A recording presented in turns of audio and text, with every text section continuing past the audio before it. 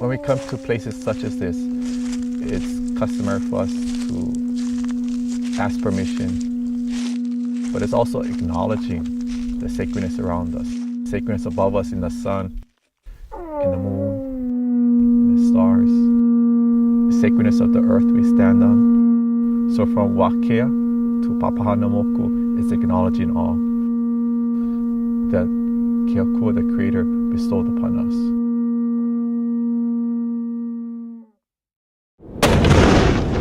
If we allow them to bomb us, then you can feel helpless. Then it's not your fault. But it is our fault for lying down. You can't do to the land or to the water or to the plants and animals without doing to ourselves. You know, the EV and the Aina can't speak for itself. Target identified. Creating a military toxic stew that we don't know the full implications of. And there's many sites that have been lost because there were not laws and things to protect them. And now that there are laws, even those laws are not being followed. One thing that has been confirmed is the use of depleted uranium weapons up there. The full extent we don't know. If people can just remember that these things are still sacred, that Mauna Wakea is still sacred, Pohakuloa is still sacred, that if we all start to remember that, then there'll be a shift in consciousness of humanity. And these things won't be allowed to continue to occur.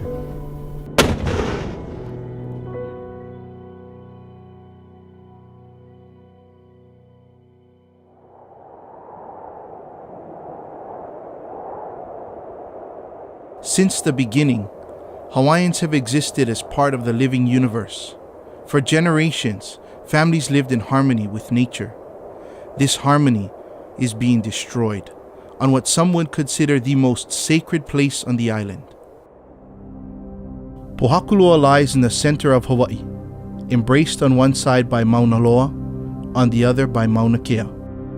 This particular ahu sits as a marker on this pu'u, and we're in this pu'u called Pu'ukole. We're right in the energetic piko, in the center of the island. There's an energetic lines around north, south, east, west, and it's encircled. And they used to walk these lines just to maintain the energy of these particular lines on the island. But this living heart of Hawaii Island is under attack. In World War II, the Marines were the first to use Pohakuloa as a training area for live fire exercises until the mid-1950s when the Army took over. Pohakuloa is vast, 133,000 acres, most of which is ceded land. Hawaiian Kingdom government land and private crown lands of Queen Liliuokalani taken at the time of the overthrow. Presidents and Hawaii state governors handed these lands over to the Army for their training area. Additional large tracts of ceded land under the control of the State Department of Land and Natural Resources is leased to the Army at the cost of $1 for a 65-year period. Although the Army's lease for nearly 23,000 acres is set to expire in 2029, they are currently negotiating with the state to extend the lease to 2078. The installation itself is run by the U.S. Army Garrison Pohakuloa. It's really a minimal staff, but they recycle a lot of troops through there. They've used all kind of weapons up there. Even B-2 bombers from Guam fly here and bomb at Pohakuloa. It's every branch of the military, Army, Navy, Air Force, and Marines, that attack Pohakuloa. Biannually, RIMPAC training exercises converge on Pohakuloa with 22 countries participating in active war games. At first glance, it seems an ideal location, uninhabited, with plenty of maneuvering space, and tucked away enough to be out of sight and out of mind. But not for everyone. People who have been there and families who have ancestral ties to Pohakuloa say it's not a barren place of lava rock and cinder cones. Umi was one of my ancestors. Umi built heiau in the area of the mountain. He built Ahua Umi, and he built another heiau at Pu'uke'eke. There are other sites in the area that's really beautiful and things that and areas that should be preserved. There are many tunnels throughout Pohakuloa, and there are many of our artifacts. It's our iwi. And I was amazed at some of the trails and things was out there. There's like some gulches that go down, and they built stone bridges across the place. This is really pre-contact type sites. In addition, there's also a number of sacred mountains surrounding Pohakuloa, as it occupies a large portion of the Saddle region, and there's also smaller but significant pu'u in the area too.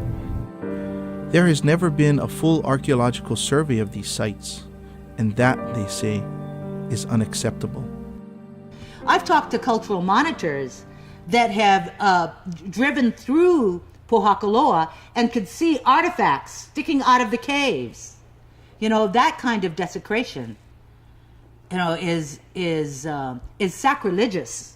There's no way to place a price on cultural sites. It's a priceless resource that cannot ever be replaced. Desecration of sacred sites is not the only problem. There is deep and growing concern about the possible health risks to the troops training at Pohakuloa and those who live in surrounding areas. The controversy involves a radioactive heavy metal called depleted uranium, or DU. DU is what's left over after uranium is used to make fuel for nuclear reactors and weapons. Today, it's used to make armor plating, missiles, bombs, landmines, bullets, and shells. The military discovered that when you take these metal slugs, just straight depleted uranium, fire them at high speed, and they pierce, say, a tank, on impact they will explode at 3,000 degrees, and they themselves are very explosive. Now, when you do that, what happens to the uranium? Half of it settles back down on the ground, and half goes into the air. So all of a sudden you got this aerosolized uranium. I live about 20 or so miles away from Pohakuloa. I can still feel the ground shake and hear the thunder of the artillery. So every time I hear that, I cringe, thinking of the depleted uranium dust coming up into the air and coming down into the people in Kona. In and of itself, depleted stuff is not that dangerous, but alpha particles, emitters within your body, are the most deadly form of radiation of all. It is stopped by your skin, but in your body, it will mutate your DNA more so than any other kind of radiation. If it doesn't go into your gene and goes into the stomach or the brain, well, that's your problem. You might get cancer, you might get problems. But if it goes into your genes, you kind of bought the farm. In 2007, after years of denying it, the Army admitted it had been using DU in some of the weapons deployed at Pohakuloa. And in fact, the DU was still present in the live firing ranges. As far as the depleted uranium goes, it's been there from the 1960s. They're not really sure where it's located, how much is really there. I suspect there's a lot of radiation up there, a lot more radiation than the Army wants to admit to. The Army did its own studies, and in a 2008 report outlined in a U.S. Army website, came to the conclusion that, quote, there is no imminent or immediate threat to human health from the DU present on Hawaii's ranges. A lot of the people, except the UK and the US, which has a conflict of interest here, consider depleted uranium weapon of mass destruction, unintended target, legacy for on and on. The Army, for instance, has been somewhat reluctant to tell the truth. For many, many years, upon being asked, the story was there is no DU at Pohakuloa, as there is no DU at Schofield. Lo and behold, it's announced, yes, we have had DU, we have done these things, but it's minimal. And the DU we have is, quote, safe. I mean, I don't have a whole lot of faith when it's coming down. I mean, a common sense person would say, why we have the guy with a conflict of interest doing his own quality assurance? We have the county council's resolution in 2008 saying that there should be an unbiased report, an unbiased study, an independent study relating to Pohakuloa and the depleted uranium, and nothing has been done about this study. The most immediate fear is that with the continued shelling, the DU will burn or explode, sending aerosolized particles into the air. How does this affect the families living downwind of the range and even the troops training at Pohakuloa? Yeah, there is a fear of getting contaminated from this stuff, but I cannot leave. But a key point that the county council called for 4.5 years ago here on this island by a vote of 8-1 was stopping all live fire at Pohakuloa until there's a complete assessment of the uranium contamination and cleanup they called for. For those who say this should not be our fight, there's a parallel battle that is still unsettling. Kaho'olawe. For years, it was known as the Target Isle, bombed and desecrated in the name of national defense. In the beginning, only a handful had the courage and the outrage to speak up in the face of overwhelming opposition, even from the Hawaiian community. Not our kuleana, many said. Don't interfere with the military's ability to do its job. Almost everyone thought it was an unwinnable fight. But they stood up for what they knew in their hearts was right, was truthful. That the sacred places of our islands are being destroyed. And you cannot just sit around or just stay in silence. You have to speak up. Kaho'olawe, we finally stopped the bombing on. But Pohakuloa, there are people living on this island, and they don't seem to have any regard at all for the health and safety of the people of this island. Kaho'olawe was being bombed since World War II, and it took those people, was it 1977, I believe it was the first occupation. That's when it became front and center for discussion. Same with Pohakuloa. We've been trying all these other things, so I think maybe it has to come down to the nonviolent direct action. The Navy would say in the press conference that Kaho'olawe is a strategic military bombing site, bombing practice area. It's significant to the national defense of the United States, and we need it. But as we've seen, they didn't really need it. Eventually, the island was returned. But stopping the bombing was just the beginning. We are still trying to undo the devastation caused by years of abuse to the land.